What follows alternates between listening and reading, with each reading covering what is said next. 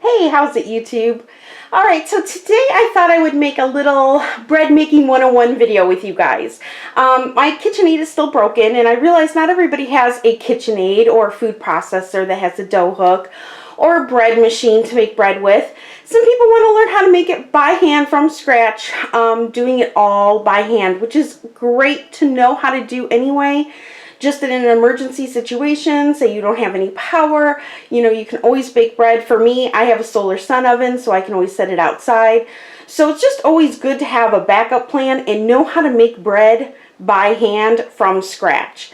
So I realize a lot of people want to learn this, and since I don't have my KitchenAid, now's a better time than any to share it with you guys. So the first thing that we're going to do, first we're going to make just so that you know, we're going to make a honey wheat bread today. It's my kid's favorite. I am using Noreen's recipe for this. Out of all of the honey wheat breads that I have tried, this one seemed to have slice the best. It has the best crumb, and my kids liked it the most. So this is what we're going to do, and I'm just making one loaf today. We're just making it easy. That way, for all you newbies out there, you can make your first loaf too with me today. The first thing you want to do, I always like to use a stainless steel bowl. It just keeps the warmth a little bit better. And what I do is I run the bottom of my bowl under some really, really warm or even hot water. And this just kind of warms up the bowl so it's not that cold stainless steel bowl. That way it just helps the yeast. I find it helps the yeast along a little bit more. Now to this bowl, we are going to add 2 cups of warm water.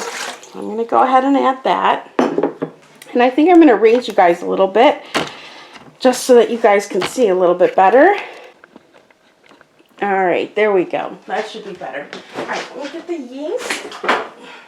Okay, so to this 2 cups of warm water, we're going to add 1 tablespoon of instant yeast. I'm just going to sprinkle that right on top. Then to the yeast, we're going to add 1/2 cup of honey. And to this, we're going to add 1/2 cup of oil.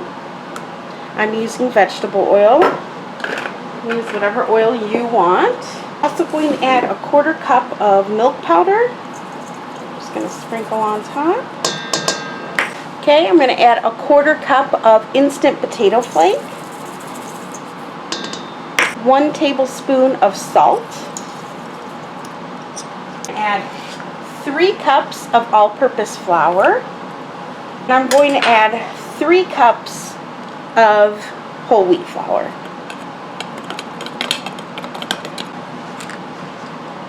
Okay, once you've got all those added to the bowl, we're just going to go ahead and mix this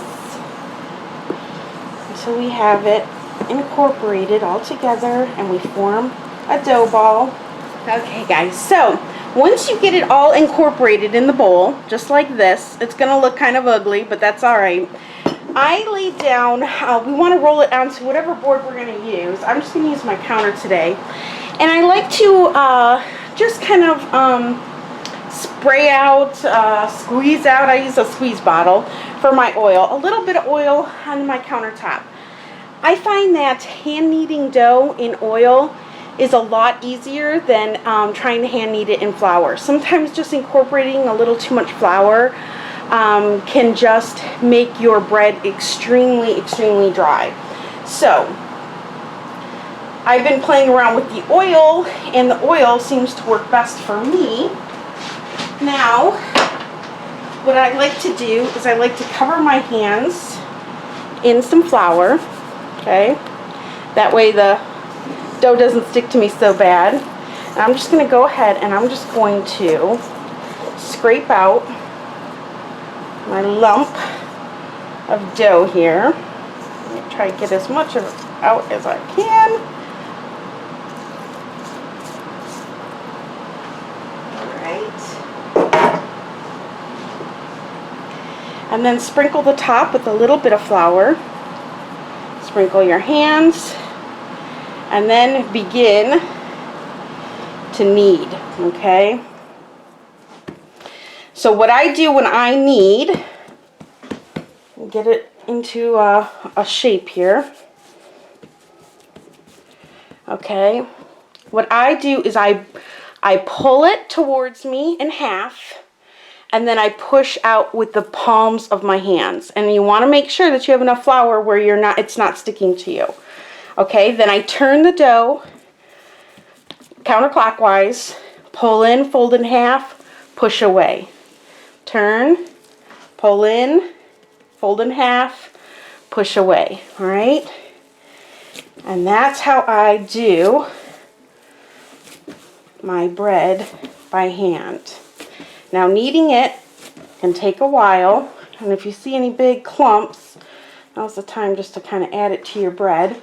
And if you have to add a little bit more flours to your hand so it doesn't stick, that's okay. The surface has oil on it though, so it's not going to be too dry. And I can already tell by my dough and how it feels that this is going to be perfect. Okay, now when you start hand kneading dough, okay, now when you start feeling that it's starting to stick like this is the time where I just lay down a little bit more oil, okay? And cover your hands with the flour. Now this technique works best for me. If it doesn't work best for you, okay, but I have tried many different ways, and this just, for me, keeps the balance between the oil and the flour. If you keep laying down and sprinkling down flour, you're going to get sometimes a really just tough ball of dough. And it's just because it's just picked up too much flour. Now, when you start kneading your dough, you're going to notice that it's super rough like this. Okay? And that is totally normal. It's exactly how it's supposed to look at this particular time. Okay? Just going to lay down a little bit more oil here. And you will get to a point with your dough ball that it will no longer be sticky on you. And it's kind of hard to tell when you have yucky hands. So if you want to go wash your hands before you do that, if it helps you figure it out a little bit better, do whatever it is you need to do to be able to learn how your dough ball should feel. And I tell you, that's the best. That is the best. This is the best way to learn really about flour and making bread and how it should feel and how it should react. And if it's sticking to your palms of your hands, again, just sprinkle a little bit more on your hands.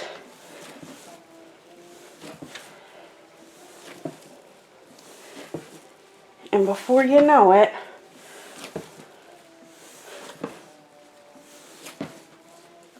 your dough ball is just going to start feeling really good. It's going to start changing under your hands, which is why making bread from scratch by hand is such a good learning tool for newbies, because I didn't really understand the process until I made dough by hand, on how dough will actually just change under the palms of your hands. Now, this kneading process, you see I've gotten my dough where it's no longer sticking to me, and it feels really, really good. And this is a workout, so you want to get some exercise in, knead some dough. Now, you're going to notice that my dough ball is really, really rough. We want to keep kneading this until it's really, really smooth. I'm setting my timer for 10 minutes because that's how long it's going to take to do this by hand. And when it's done, I'm going to come back and show you what it looks like, okay? Here we are at the 5-minute mark, okay? And here's my dough ball so far. And you can see that it's still looking a little rough, but it's starting to get a little smooth. And now's a good time to just make a little dough ball and just let it sit for a minute. And sometimes just letting your dough sit and rest, even if it's just for a minute, can just make all the difference in the world. Okay, so it's been a minute. Well, I'm just going to go right back into kneading it. And I can tell right away, just with that 1 minute rest, how much smoother my dough ball feels. So, just remember that if it seems just like it's just getting a little too tough, sometimes just a minute sit is all it needs. Okay, so now the time is up, and here we have our beautiful dough ball. Okay, remember it's going to be a little tacky because you're using honey, and also it's going to be a little bit rougher than, say, white bread, because you're using the whole wheat, and the whole wheat just is grainier. Now what I'm going to do is just take my bowl, I'm going to spray it, or you can add oil, whichever you like. You want to spray some oil? Spray some oil. I'm going to take my dough ball, and I'm going to tip it in upside down first, spin it around, flip it upside right. Just make sure that you've got that olive oil all the way coated on your dough ball. And then I'm going to go ahead and I'm going to cover this with a cloth or rag, whatever you have. I use these cotton gauze cloths. And now I'm going to set this in my oven with the light on. It's not going to be preheated or anything. It's just going to have the light on. That makes the perfect humidity, perfect temperature for raising dough. And I'm going to leave it in there for 1 hour. And then after an hour, I will come back and I will put it in a pan and show you guys what it looks like. Alrighty guys, so my dough has risen to twice its size. So I'm going to just go ahead and punch it down and roll it right out onto my board.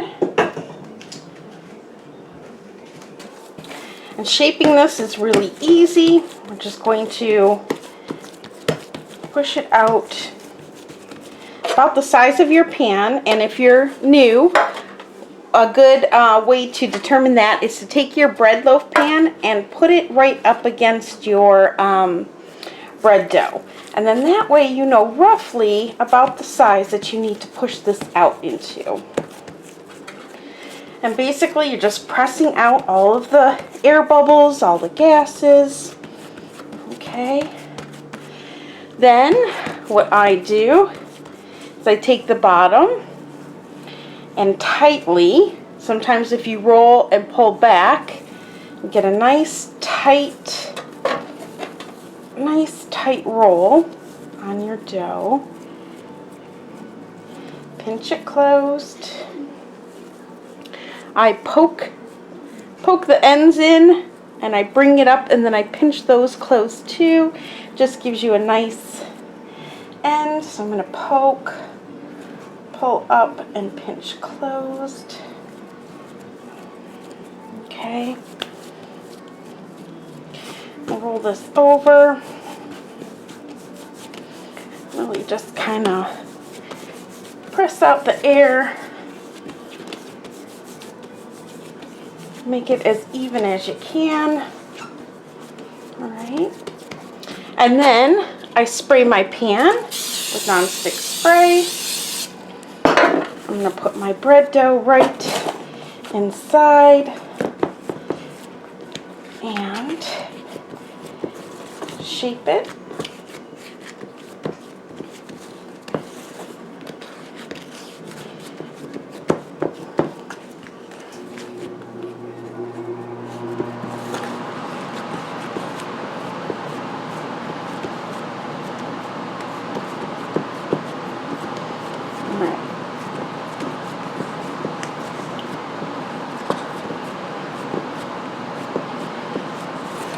When you've pressed it into the pan,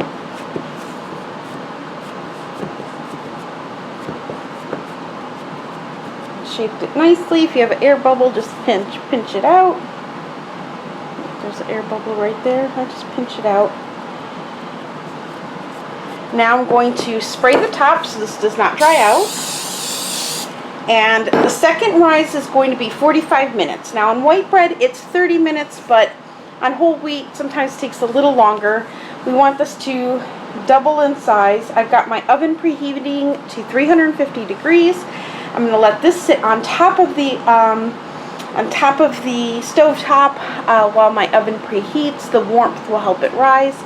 And in 45 minutes, I'll put this in, and when it's all done baking, I will bring it back and show you guys what it looks like. Oh, and I'll show you a little trick on how to get that shiny top. Okay, guys, so here is the bread that I just pulled out of the oven. So it's still super hot.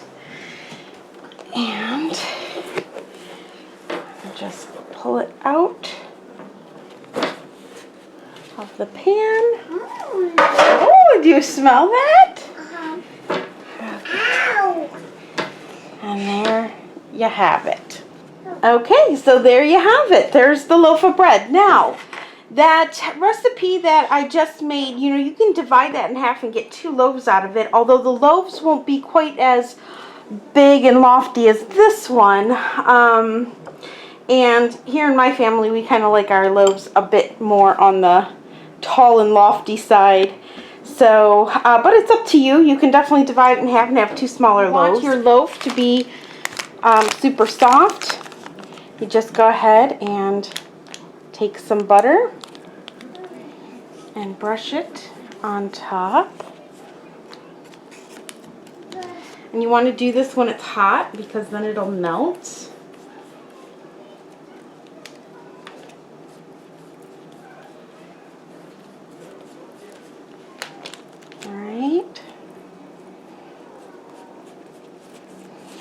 And that will give you a super soft bread, like a almost like a Wonder Bread or something like that, where it's not crispy and crunchy. I personally love it crispy and crunchy. That's how I prefer my bread. I like that crunchy crust, but this is much more of a sandwich bread if you go ahead and add that.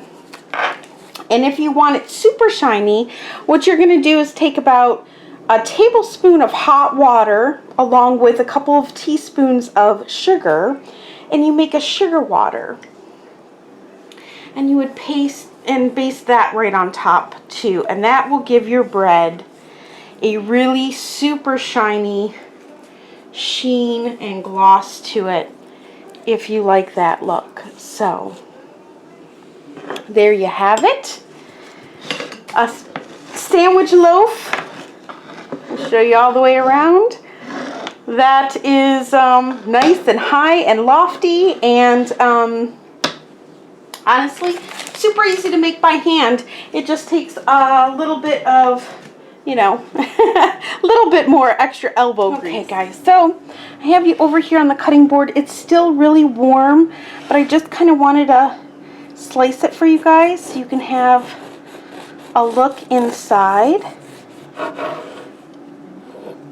Now it's still really, really hot, but there you have it. It's really important to kind of let your bread cool completely before you cut it. I just wanted to cut into it to show you what it looks like inside. If you do cut it, you can let it cool, resting on its end. You really just want to keep the heat and the steam inside your bread. That way it stays moist and doesn't dry out. But my kids will be home soon, and I am sure that they are going to want to taste a slice of bread. And there we have it. Oh, it's really good. It's really soft. This is a great recipe. So I'm going to put this on my website, and there'll be a link down below if you guys want to give this a try. Let me know if you do. Post me a picture if you do, because I'd love to see it. And yeah, I hope you guys enjoyed this. Alright guys.